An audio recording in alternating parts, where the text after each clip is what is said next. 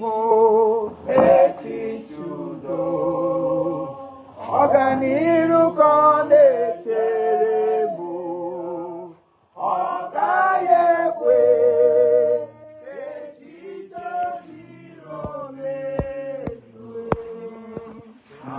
Amara Chineke ọbara ụba n'ebe m nọ, anyị ga-atụrụ Chineke mma mma, onye nwe anyị imeela. Anyị ga-atụrụ Chineke mma mma, onye nwe anyị imeela. Aga m atụrụ Chineke mma mma, onye nwe anyị imeela. Oh, aga m atụrụ Chineke mma mma, onye nwe anyị imeela. Anyị ga-atụrụ Chineke mma mma, onye nwe anyị, onye na-enye ndụ ka anyị tụọranụ ya o mma mma, onye nwe anyị. Tupu anyị bidoro anyị tụọrọ Chineke mma mma, onye nwe anyị. Ime ezinụlọ anyị tụọrọ Chineke mma mma, onye nwe anyị imeela. Oche anyị dị mma, n'ezie oche anyị dị mma, ewo oche anyị mara mma, ọwụdogo n'agha.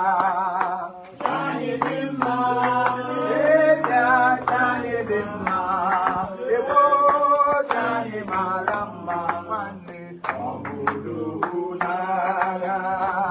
Jehova n'isi, Jehova Shama, echeta obi sie m ike, ibodogo n'agha Chibo. Anyị dị mma, n'ezie anyị dị mma, onye nwe m oche anyị mara mma, ọbụdogo n'agha. Ịma na ihe ọma nkọ na-emere m, ama m otu m ga-esi kwụ ya ụgwọ ya. Aga m ekwesị ntụkwasị obi, nke a bụ nkwa nkwere. Oh, anyị dị mma, n'ezie anyị dị mma, onye nwe m oche anyị mara mma, ọbụdogo n'agha. Anyị abịawa ọzọ taa, anyị abịawa ọzọ taa, anyị abịawa ọzọ taa, ka o wetara anyị na mma Chineke. Anyị abịawa ọzọ taa, anyị abịala, anyị abịawa ọzọ taa, anyị abịawa ọzọ taa, ka o wetara anyị na mma. Mma mma dịrị gị ezi Chineke, mma mma dịrị gị onye ọma. Mma mma dịrị gị Chineke, mma mma dịrị gị onye ọma. Chukwu na-enye nwa o, eze eluigwe m o, mma mma dịrị gị onigbo onye ọma. Mma mma dịrị gị mma mma dịrị gị onye ọma. Ana m asapụrụ gị ụgwọ anyị na nda oge mma dịrị gị onye mmeri ma. Mma mma dịrị gị Chineke, mma mma dịrị gị onye ọma. Na ọ bụ na ikele gị ị ga-adọrọ mkpụrụ onwe onwe gị tukwuru ụla n'ụwa. Mma mma dịrị gị Chineke, mma mma dịrị gị onye ọma. Eji m ekele bịa mụ na ezinụlọ m, anya abịala nna m, obi ịja gị mma. Okwu na ọbara bụ mma mma dịrị gị onye ọma. Pịnụ nwanne m, ana m ajụ gịnị ka ị ga-enye onye nyere gị ndụ?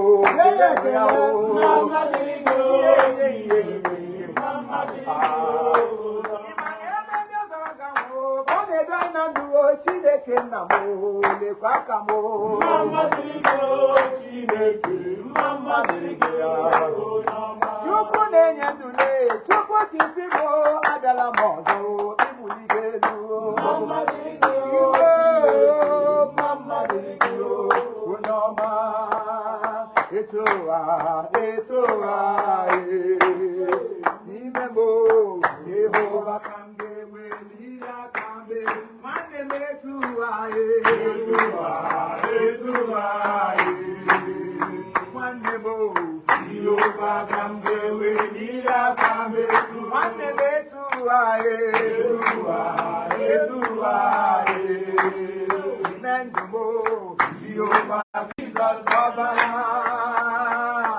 Oyemberi, Jesus, Oyemberi, Jesus, Oyemberi, Soso Gigachi, Oyemberi, Jesus, Oyemberi, Jesus, Oyemberi, Soso Gigachi, Wamuboye Yagachi, Oyemberi, ay, Oyemberi, Nagao, hey, Oyemberi, Soso Gigachi, Imanodea Hakaya, Emmanuel, Omega Hadekaya, Uneloa, Emmanuel, Oya Emmanuel, Emmanuel, Ezekiel, Emmanuel, Imanodea Hakaya, Emmanuel, Imanodea Hakaya,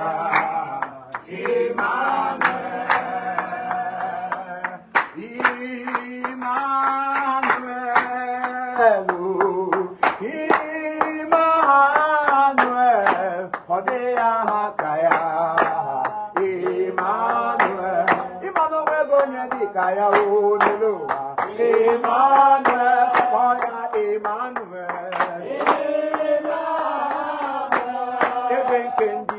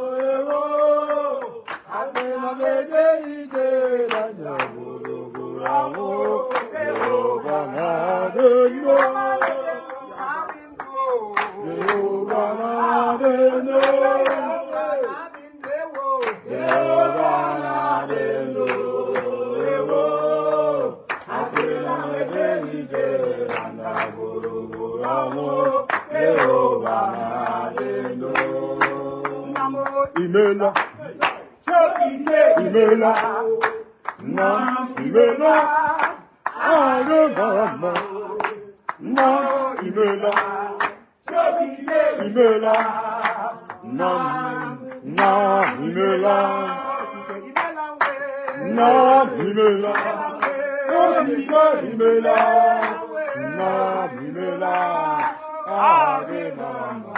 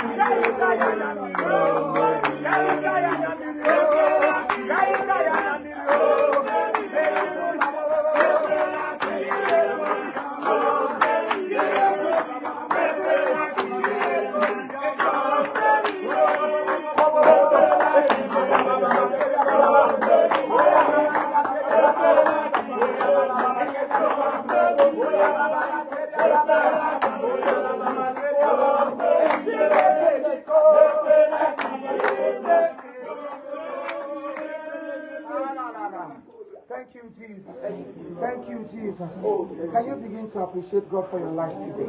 Thank Him because He has made you different from others. Thank Him because He has given you reason to praise Him this morning. Thank Him because of the life you are living today. Because if you are not alive, you cannot praise God. If you are not alive, you cannot worship Him. If you are not in good health, you cannot open your mouth. Begin to appreciate God for your family. Thank Him for that child He has given to you. Thank Him for that parent He is keeping alive for you. Thank you for this business that you are doing every day. You go out, you come back. So many people went out, they didn't come back. But you have been going and coming. It is not because of your money. It's not because of how many followers you get. It's not because of how many people that are singing your praises. It's because he loves you. That is the reason he has preserved you. This is another beautiful moment. This is another beautiful day. I don't know what you are waiting for. Are you waiting until you buy a car before you can praise God? Are you waiting until you build a house before you can praise God? Are you waiting until you give birth to twins before you can praise God? He said, praise me at all times and allow me to do the rest. Father, Lord, I worship you. I thank you from the depth of my heart. Lord, I appreciate you for what you have done for me. Thank you for where I am today. Thank you for where you are taking me to. Thank you for everybody that I have gathered here this afternoon. Thank you for my family. Thank you for this wonderful family. Thank you for this beloved God. Thank you for everybody here. We appreciate you. Lord, we appreciate you. Lord, I appreciate you. Lord, I appreciate you. Lord, I appreciate you. Lord, I appreciate you. Lord, I appreciate you. Lord, I appreciate you. In the name of Jesus. Amen.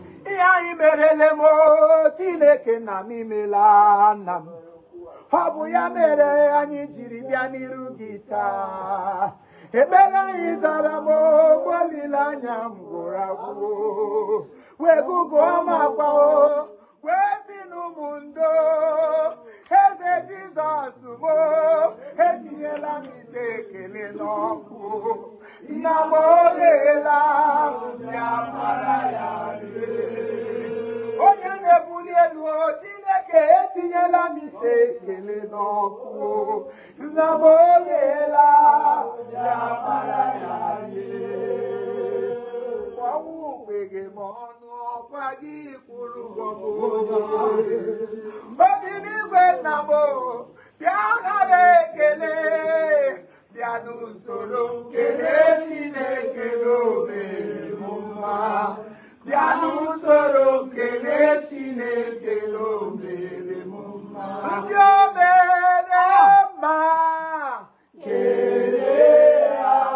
Kedu nne Chukwu bunyere nwa na-anaghị ego? Kelee ya. Kedu nne Chukwu na-ebije ụtụtụ n'abalị? Kelee ya. Kedu ndị ọ na-enye nri ọnụ o? Kelee ya. Asịgodu n'ụwa jụla gị nwanne m a? Kelee ya. Mụ na ezinụlọ m ngwanụ kelee ya. Bịa n'usoro nkele Chineke o mere m mma. Bịa n'usoro nkele Chineke o mere m mma. Thank you, Jesus. Father, we appreciate you for today. It's another beautiful day you have blessed, so bless us. If today is not blessed, we are not going to be blessed. You've made today for our sake. You allow us to see today because you want us to rejoice in it. You allow us to come into this new beautiful day because you have something in stock for all of us. Every family that I have gathered here this moment, Jesus will visit you. In fact, he has visited you already. Your story will never remain the same. Your story will never remain the same. Your story will never remain the same. But you go one woman doesn't mean it. Now, Chineke only listen up for I have believed what we also know goes the over the last. No matter what people are trying to do just to bring you down, also you remain in me and he will do more. Today we have come to appreciate him for yesterday. We are appreciating God for what he did yesterday. And I believe today will never be exceptional. Tomorrow is sure that he has something in stock for all of us. I bless your day. I bless this day in your name. I bless your family.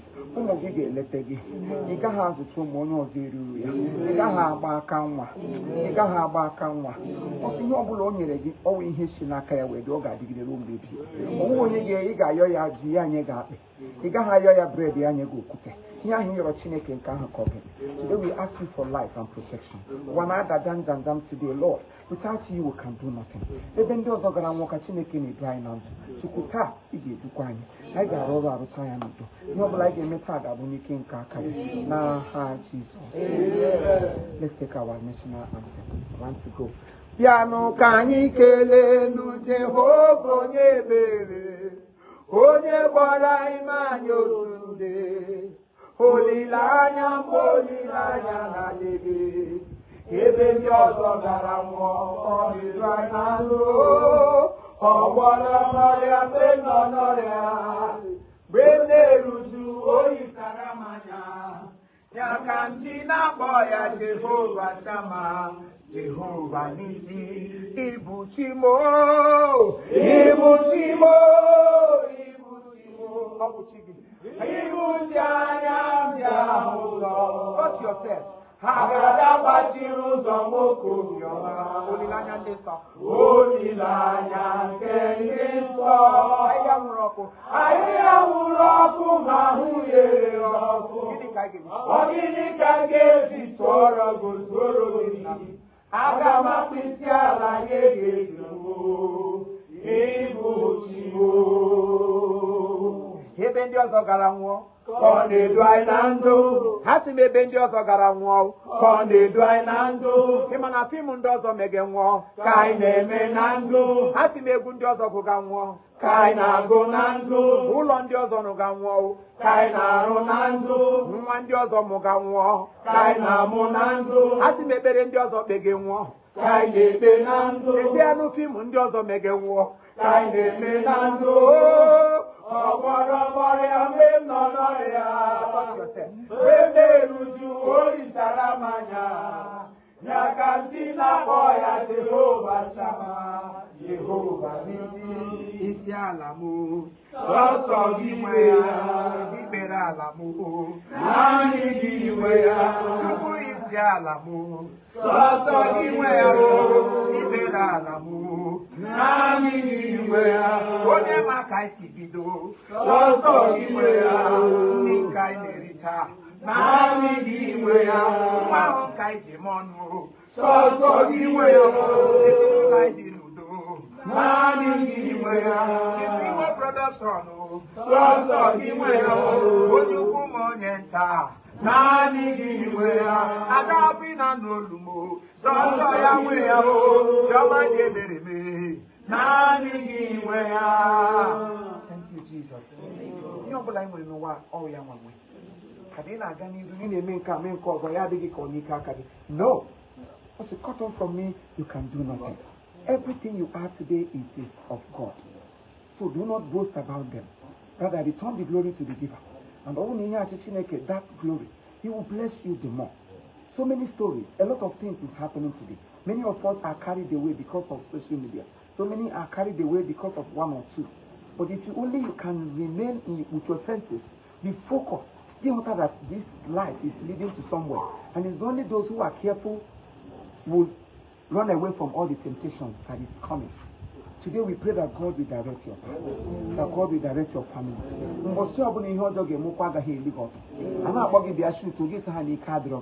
not going to shoot. Mommy, you're not going anywhere. Daddy, you are not going anywhere. You might think this baby don't want you to go out. God is using that child to do what? To stop you from falling into danger. Always listen to your spirit. And when your spirit speaks, follow. And it shall come out well. In the name of Jesus. Father, we thank you for what you have started doing in our lives. Every of us shall be celebrated. All of us shall be celebrated. In the name of Jesus. This production is already a successful one. This movie, Married Again, everybody should start anticipating. Everybody should start getting ready because something new is coming. And because we have always committed it in the hands of God, everything that concerns you will always come out well. In Jesus' mighty name I pray. You will never regret being part of this production. I said you will never regret being part of this production. In Jesus' name we have prayed. Today we bless all our fans out there that are watching us, all that are supporting us, anybody that loves you dearly from their heart. We pray for their family. We pray for their success. We pray for breakthrough. We pray for more open doors. Because if they are not doing well, they will not have data to watch you. That God should always supply their needs, so that they will have reason to always celebrate us. In the name of Jesus. Amen. The family we have come to shoot in, Father Lord, we pray for this family. Even as we are leaving this family, Lord, your grace will remain here. Amen. In the name of Jesus. Amen. Thank you, Heavenly Father. Thank you, I am that I am. Thank you, Abba Father. For what you have done for us today, we appreciate you. Thank you because there is none like you. In Jesus' most wonderful name, we have prayed. Amen. And surely, surely, Lord, goodness and mercy shall follow us all the days of our life. and we shall dwell in the house of the Lord forever and ever. Amen.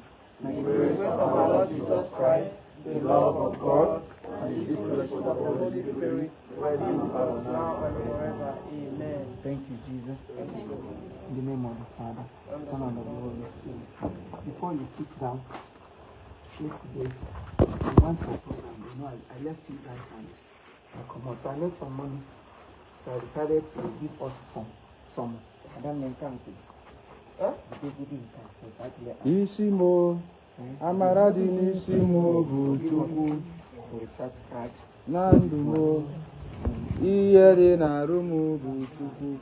Ụfọdụ gwara ọgwụ n'iri ọma, gwakwa ọgwụ ka ha bụrụ odeshio. Ọgwụ gwara agwọ, chi na-enye n'iri ọma. Ejima soga program.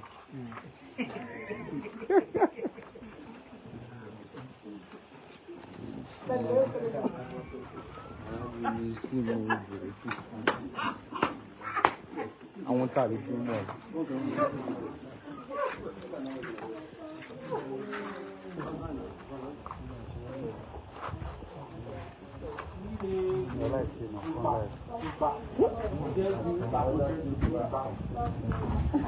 Isi mo, Amaradi n'isi.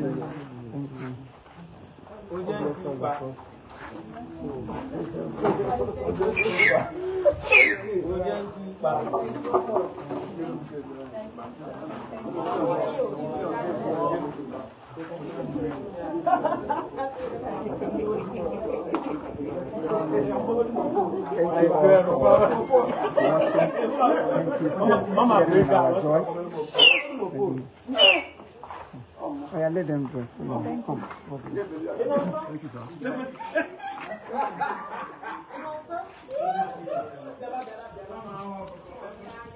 I decided to go out for the noise so that I can talk to us.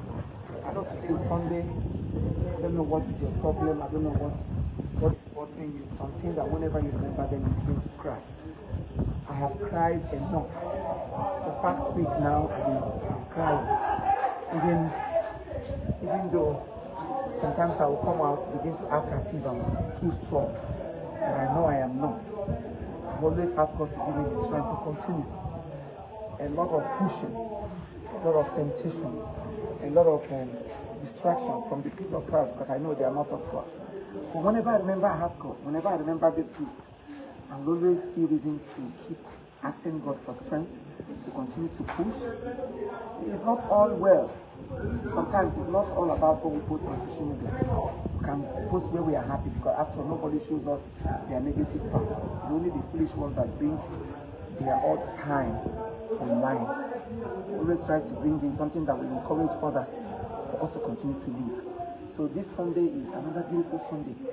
I woke up this morning, I feel so down. I feel so depressed. I feel so pained, my heart. I said, why would this be happening to me at this time? But I don't want to say what it is, because I know with God, I am with the majority. I'm already a conqueror. I'm already a victorious man. I've always win. I'll keep winning. I've won so many battles. This very one is just a little. The enemy wants to bring tears, he wants to bring sadness. They want me to see reason to say this God I'm worshiping is not real. But no, God is real. And if only you can hold him, the Nigeria situation will never come to you. Will never suppress you. Rather, you suppress the situation of Nigeria and you keep flying. I have a testimony, and I'm sure I'm going to tell that testimony soon.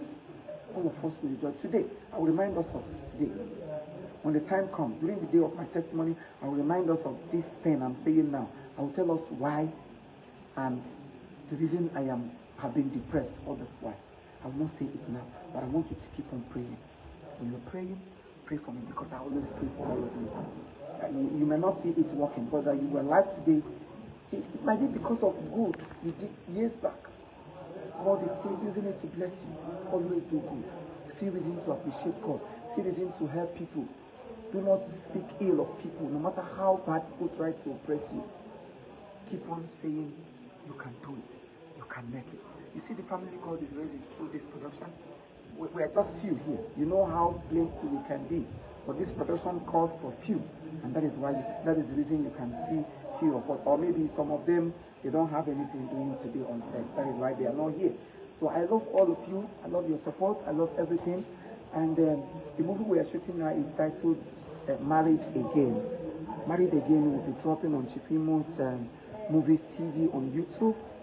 The first YouTube channel that all of you are following has a little, so I just opened a new one. And this time around, it's no longer Igbo.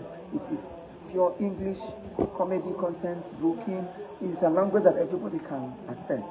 Please, I want you to subscribe to that YouTube channel, Chief Imo Movies TV, especially Chief Imo Movies then TV on YouTube. We have beautiful and interesting movies already showing, and a lot of them are coming. Samankwe, the one I did with Osofia, I'm yet to upload that very one. I'm waiting for the right time. And then Ele Jehovah, the gospel, the worship song I did. A lot of people have been asking me, when is it dropping? It's dropping very soon. So I want all of us to line up, tell others to tell others. There is a lot to learn on this line, on this page. We're not just doing it because of we're not on this page because every other person opens the page. We are here because we have something to give to us. There are comedy you watch. Sometimes people used to comment, I was depressed, I was sad, but immediately I come here, I watch and I laugh. It's enough ministration. It's enough gift. And I don't give you money. I know how much people will give money every now and then just to support them. I might not be doing it publicly. Like some call me stingy, some call me all kinds of names. But when I look at it, I say this name is not my name. This person wrote is not me. He's saying this because he doesn't know me. Don't talk about people you don't know. And don't talk because somebody told you, because my enemy must have come to say something. Don't expect my enemy to say good of me. That is the reason I don't speak ill of anybody. So remain blessed. God will continue to bless you, bless your family. Wherever you lay your hands from this new week, you are already a blessed soul. I love you all. And I did a song for Ndenna. Ndenna want to strangle me. I traveled to UK, everybody was like, Chitim, we are doing Pasha. This time around, I jumped into studio and I did a very wonderful track for Ndenna. I'll also update us once it's ready. Thank you all. Keep on following Amokutel Longinus and fans. Tell others, this is from any other fake account. Come here. Come here. I love you all. Thank you. Chifimo Movies TV on YouTube. Ele Jehovah, that's the title. The audio is already online. You can download the audio, begin to make your videos, and then Alezi. You know my new song, Inyoma Chuku, that's the title of the album. You have about 5 tracks in one album. Make your video and post, tag me, and I will repost. I love you all. Thank you so much.